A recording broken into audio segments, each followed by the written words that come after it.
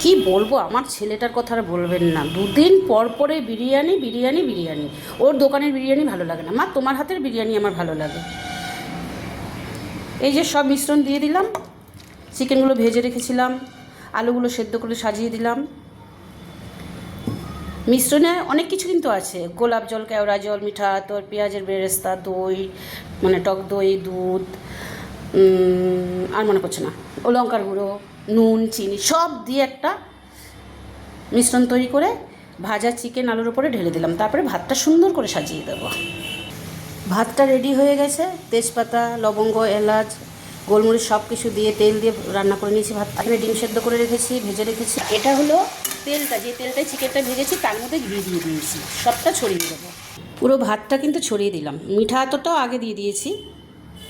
এবার ওপরে একটু ভেজে রাখা পেঁয়াজের বেরেস্তা দেবো। পেঁয়াজের বেরেস্তা দিয়ে দিলাম, আর ওই যে তেল আর ঘিয়ের মিশ্রণটা পুরোটা ঢেলে দিলাম। এবার চাপা দিয়ে 20 থেকে 25 মিনিট সিমে করে দেবো।